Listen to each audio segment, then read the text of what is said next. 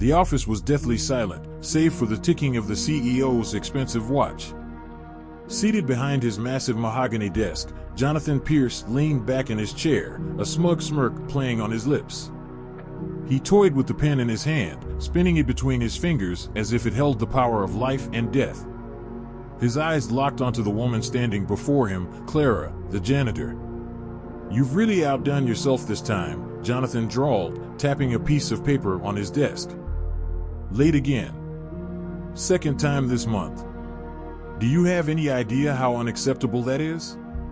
Clara, her hands clasped tightly in front of her, remained calm. Her eyes were steady, her expression unreadable. "Sir, I was delayed because one of the other departments had a..." "Spare me the excuses," he snapped, cutting her off mid-sentence. "I've heard enough. I run a business, not a charity. If you can't handle a simple task like cleaning on time, then perhaps this job is too much for you." Jonathan leaned forward, his voice dropping to a condescending whisper. "Maybe you should consider a profession that better suits your capabilities." Several employees passing by the open office door slowed down, curious but cautious, careful not to be caught eavesdropping.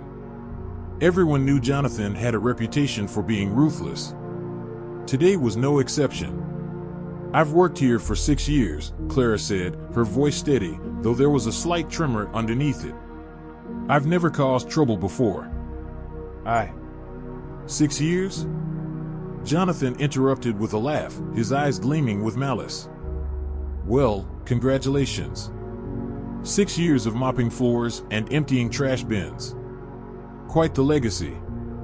Unfortunately, your little streak ends today. Pack your things. You're done." He leaned back, folding his arms across his chest, satisfied with his own cruelty. "Effective immediately." Clara didn't flinch. She simply stood there for a moment, letting his words hang in the air. For a brief second, Jonathan's confidence wavered.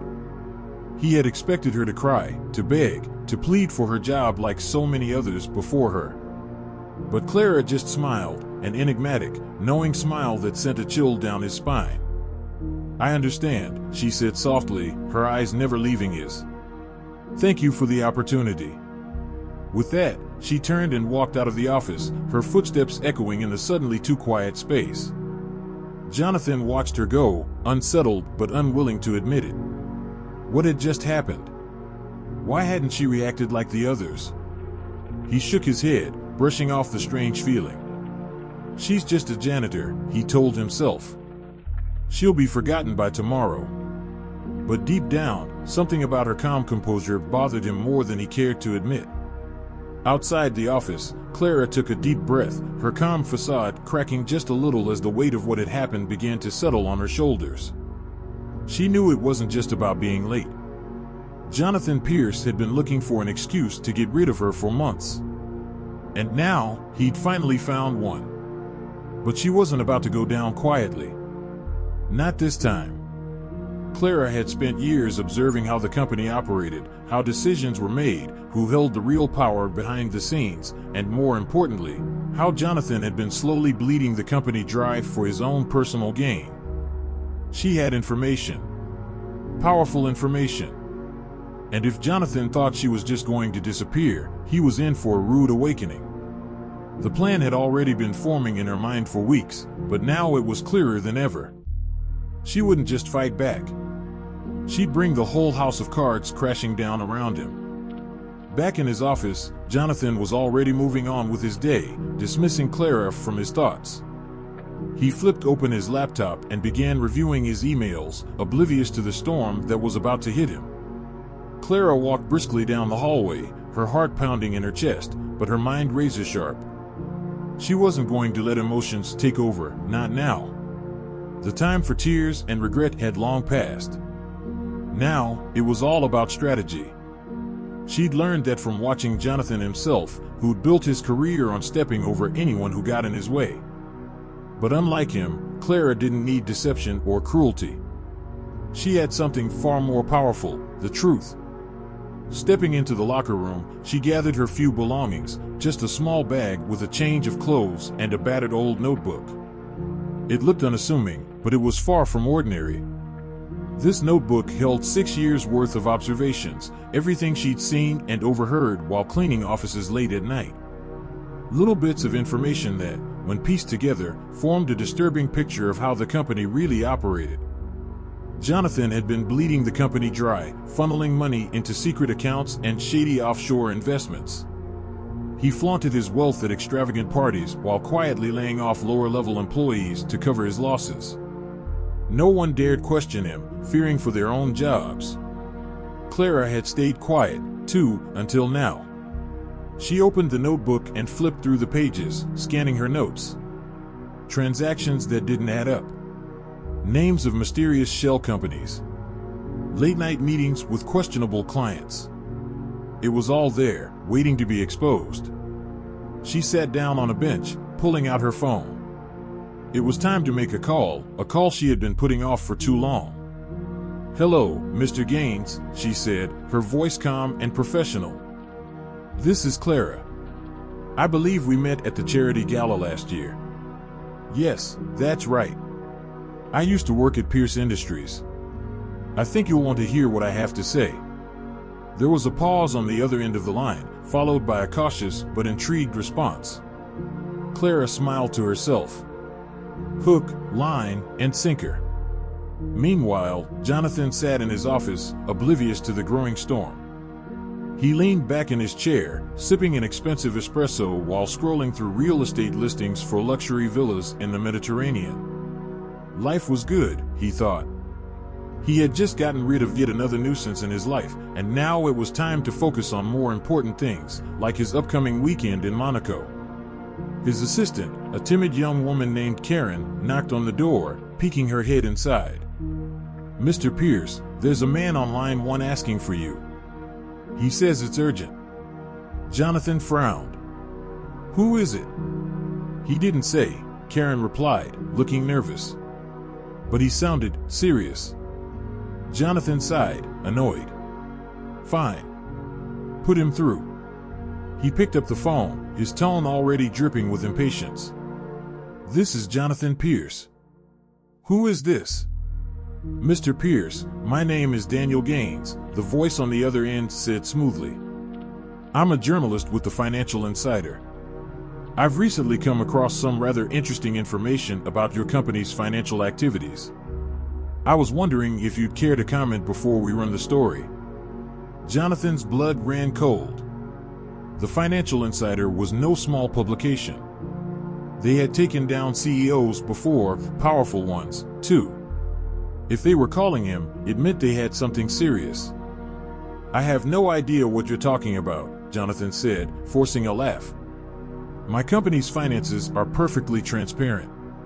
"Of course," Daniel said, his tone polite but firm. "But just to be sure, we'd like to give you the opportunity to review the documents we've obtained before we go to print. You'll have 48 hours. Jonathan gripped the phone tighter. "What documents?"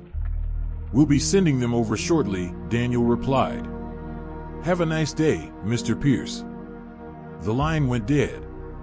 Jonathan sat there for a moment, staring at the phone in disbelief. Then, without missing a beat, he slammed it down and barked at Karen, "Cancel all my meetings. And find out everything you can about this Daniel Gaines."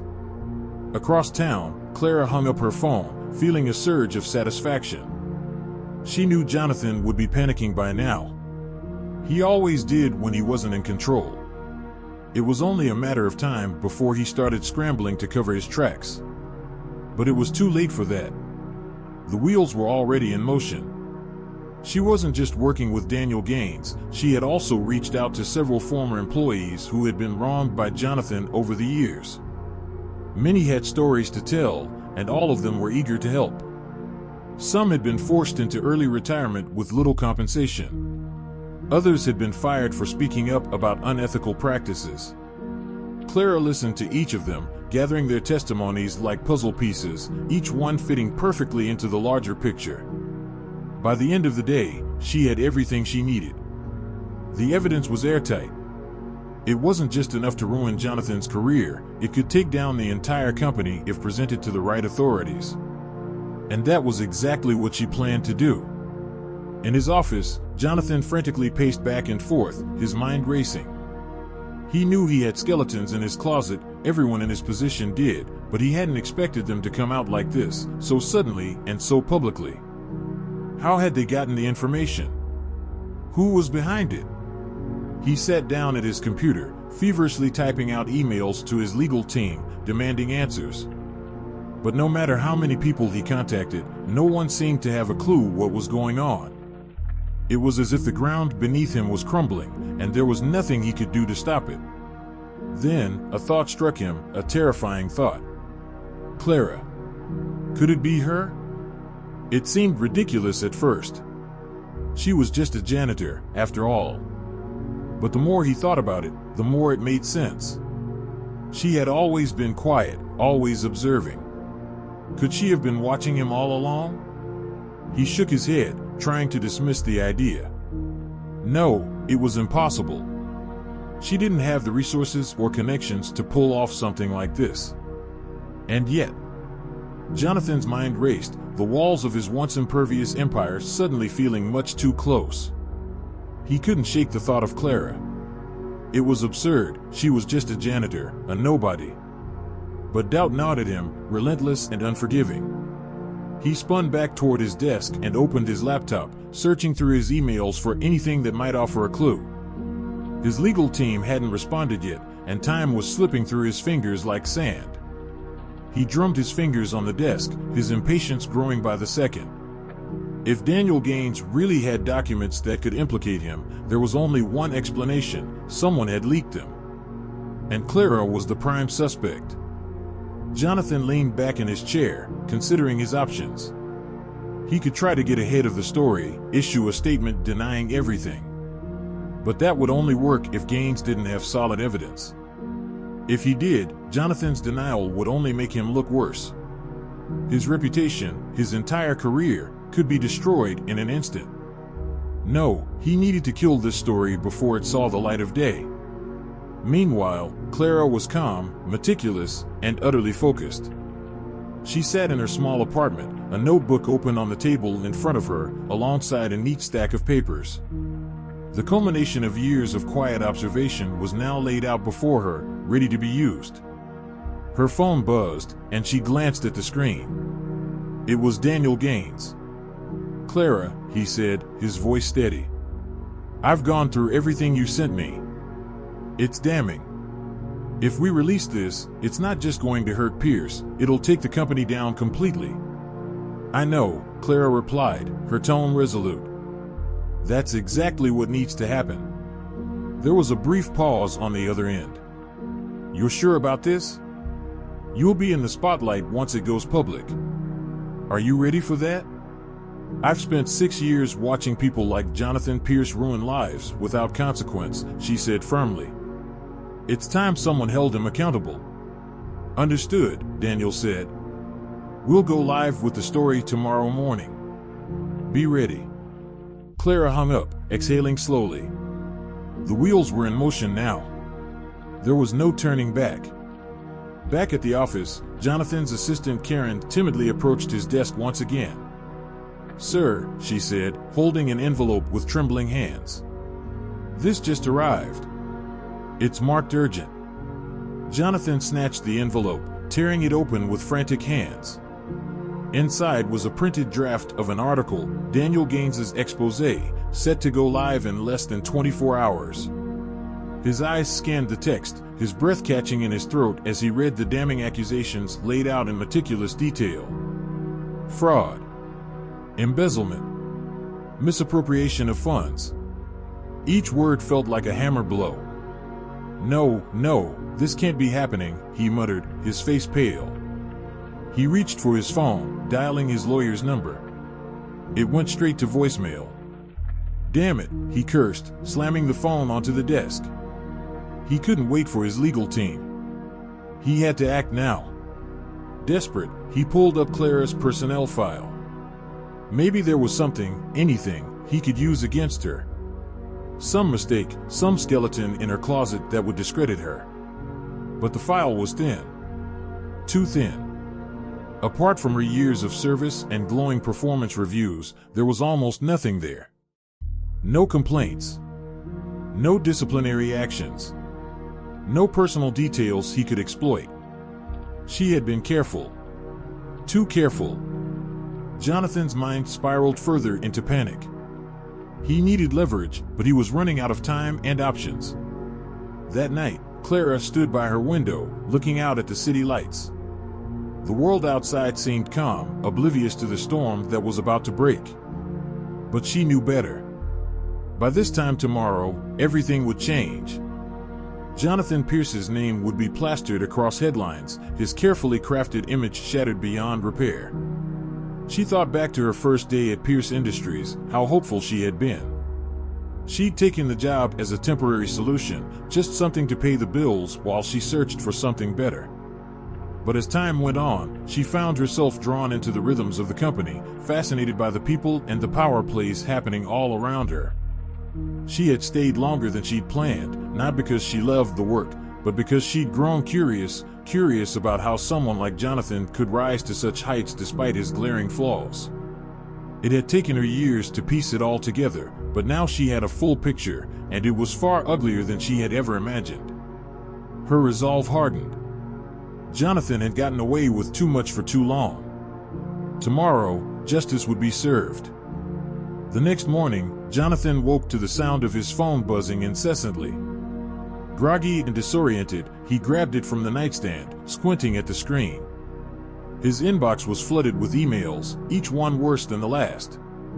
Urgent, response needed. Media request, fraud allegations. Board meeting called, immediate attendance required. He sat up, his heart hammering in his chest. His worst fears had come true.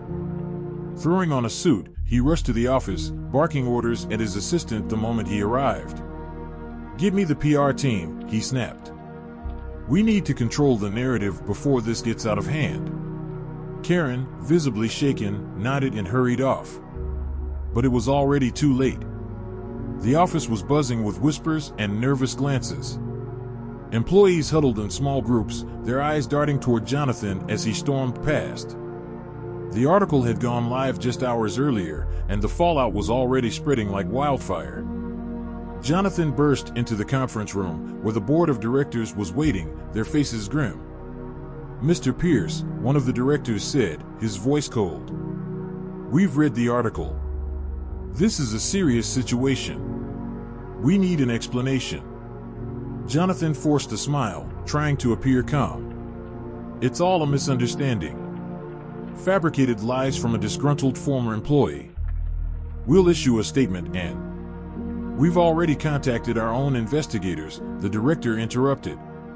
"And they've found enough preliminary evidence to warrant further action."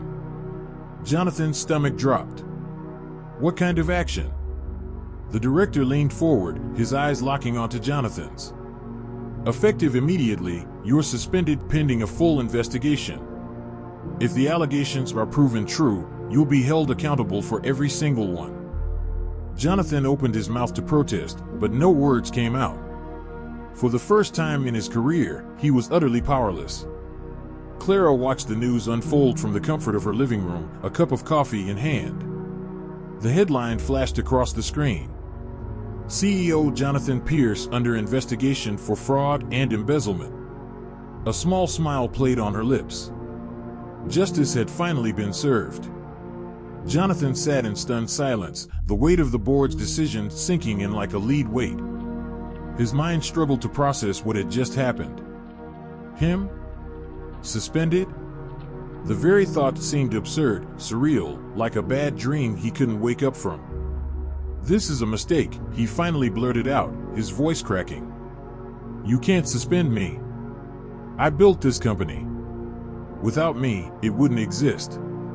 One of the senior board members, a calm but stern woman named Eleanor, crossed her arms and leaned back in her chair.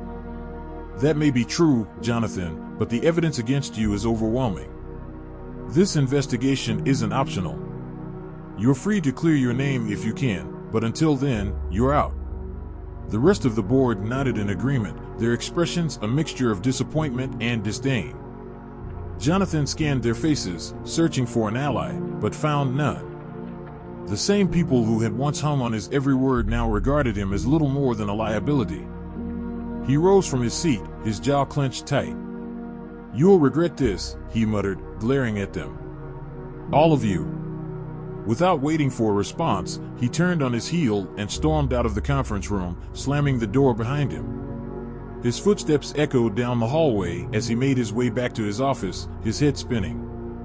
Back in his office, Jonathan collapsed into his chair, his hands trembling. For the first time in years, he felt something unfamiliar: fear. Real, unrelenting fear. The kind that gnawed at his insides and refused to let go. His phone buzzed on the desk. Another message from his lawyer: "We need to talk ASAP. Things are worse than we thought." Worse? Jonathan's pulse quickened. What could possibly be worse than this? He snatched up the phone and dialed his lawyer's number, pacing the length of his office as it rang. "Michael," he said the moment the call connected. "Tell me you have good news." There was a heavy sigh on the other end. "I wish I did, Jonathan. The article was just the beginning. Clara has provided even more evidence to the authorities. They're opening a formal investigation into your financial dealings. This could get serious fast." Jonathan felt his stomach churn. "How serious?" "Prison serious," Michael said bluntly. "If they can prove half of what she's alleging, you'll be facing multiple charges: fraud, embezzlement, tax evasion. We're talking years behind bars." Jonathan sank into his chair, his face pale. "This can't be happening." "I suggest you prepare yourself," Michael continued. "And for God's sake, don't make any public statements without consulting me first. One wrong word, and you could make things even worse." Jonathan barely heard him. His mind was spinning, his thoughts a chaotic whirlwind. He had always believed he was untouchable, above the rules that governed ordinary people. But now, everything was crumbling around him. And it was all because of her. Clara. He clenched his fists, rage bubbling just beneath the surface. He had underestimated her, dismissed her as insignificant. That was his mistake. But it wasn't over yet. He still had resources, connections. There had to be a way out of this. Across town, Clara stood outside the courthouse, watching as reporters gathered for the press conference. The buzz of anticipation was palpable, cameras clicking, journalists murmuring among themselves. All eyes were on her. Taking a deep breath, she stepped up to the podium, her heart pounding but her resolve unshaken. "Good morning," she began, her voice steady. "My name is Clara, and for 6 years, I worked as a janitor at Pierce Industries. During that time, I witnessed numerous unethical practices carried out by Jonathan Pierce. For years, I stayed silent out of fear of retaliation. But today, I stand here to tell the truth." The crowd leaned in, their attention fully captured. Jonathan Pierce exploited his position for personal gain, putting his own greed above the well-being of his employees and the integrity of the company. "I've provided extensive evidence to the authorities, and I'm confident that justice will be served." She paused, scanning the crowd, her eyes fierce. "This isn't just about one man's downfall. It's about holding those in power accountable for their actions. No one should be above the law, not even the CEO of a multi-million-dollar company." Applause erupted from the crowd as cameras flashed. Clara stepped away from the podium, her heart racing. It was done. The truth was out. Now, all she had to do was wait. Jonathan watched the press conference from his office, his jaw tightening with every word Clara spoke. He felt like the walls were closing in, the air thick and suffocating. His carefully constructed world was unraveling right before his eyes, and there was nothing he could do to stop it. His phone buzzed again, but this time, he didn't bother answering. What was the point? The damage was done. He poured himself a glass of whiskey, downing it in one gulp, then poured another. The bitter liquid burned his throat, but it dulled the growing sense of panic. For the first time in his life, Jonathan Pierce had no plan. No backup. No escape.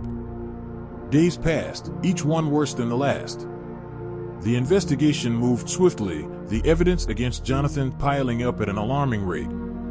His accounts were frozen, his assets seized. The media pounced on the story, each headline more damning than the last. Disgraced CEO faces fraud investigation. Jonathan Pierce's empire in ruins. From power to prison, the fall of Jonathan Pierce. Jonathan became a ghost in his own home, the phone ringing endlessly with calls from reporters, former colleagues, even old friends looking for answers. He ignored them all, retreating further into his own misery. His once pristine house now felt like a prison. The curtains were drawn, the lights dim.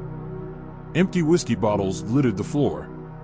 The confident, untouchable man who had ruled over Pierce Industries was gone, replaced by a broken shell of his former self. Clara, meanwhile, found herself in an unfamiliar position, free. For the first time in years, she felt truly free.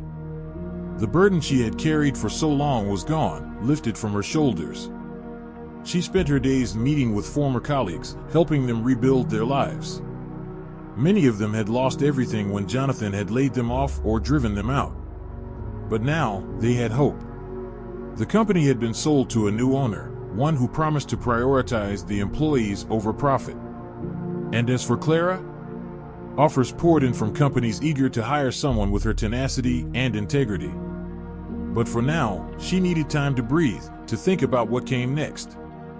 Jonathan's downfall was swift and brutal. Within weeks, he was officially charged with multiple counts of fraud and embezzlement. His trial was a media spectacle, drawing crowds of spectators and journalists eager to witness the fall of a once powerful man.